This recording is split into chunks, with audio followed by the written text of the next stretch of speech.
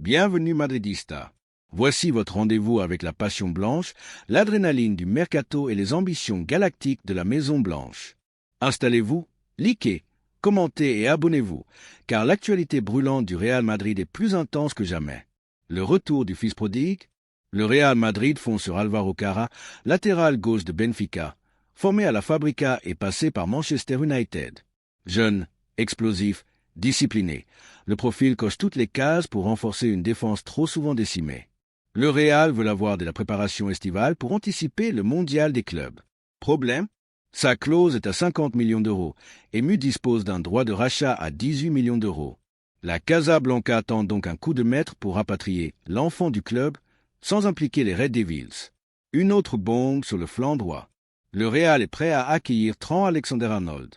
La FIFA autorise un enregistrement précoce du 1er au 10 juin et Madrid veut en profiter pour qu'il soit là pour la Coupe du Monde des clubs. Liverpool demande 1,1 million de dollars pour libérer son joueur un mois plus tôt, une formalité pour Florentino Pérez, qui veut voir TAA en blanc dès cet été. Tout semble indiquer que le transfert est imminent. Muraille tricolore en approche. Le nom qui fait trembler les attaquants, William Saliba. À 24 ans, le défenseur d'Arsenal est ciblé comme le futur patron de la défense madrilène. Le Real est prêt à offrir plus de 100 millions d'euros pour sécuriser son arrivée. Saliba est séduit, les discussions sont en cours et son arrivée pourrait bien être le coup défensif du mercato. Fin d'aventure pour Camavinga. Après 4 saisons irrégulières, Eduardo Camavinga est sur le départ. Blessé récemment, son prix a chuté à 55 à 60 millions d'euros, mais la décision est irrévocable. Le Real change de cap, place à des milieux plus créatifs, plus stratégiques. Le message est fort, le Real tourne la page Camavinga. Théo Hernandez, le grand retour.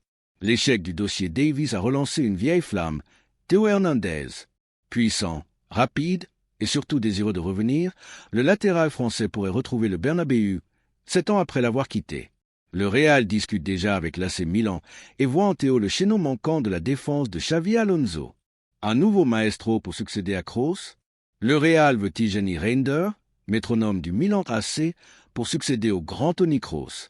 Vision, contrôle, précision. Le Néerlandais coche toutes les cases. Et Madrid a un atout. Alex Jiménez, jeune talent prêté à Milan, pourrait être la clé pour boucler l'affaire sans surpayer. Florentino avance avec discrétion, mais détermination. Objectif numéro 9, Victor Gyökeres. 52 buts, 12 passes décisives. Victor Gyökeres, le bulldozer suédois du Sporting Portugal, est la cible offensive numéro 1. Sa clause, 100 millions d'euros. Trop? Pas pour le Real, qui veut un buteur galactique pour régner sur l'Europe. Les négociations avancent. Florentino le veut, et il le veut maintenant. Kubo, l'enfant oublié bientôt de retour. Avec le départ d'Imanol Alguacil, le Real voit une opportunité de faire revenir Takefusa Kubo, qui brille à la Real Sociedad. Madrid détient encore 50% de ses droits économiques, ce qui facilite une opération rapide.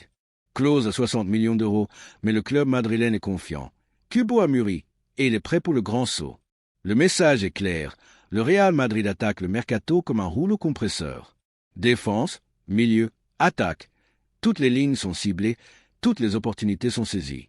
Le projet galactique prend forme, et ce n'est que le début. Si vous vibrez pour le Real, abonnez-vous maintenant, activez la cloche et restez connectés. Car Madrid ne dort jamais. À la Madrid.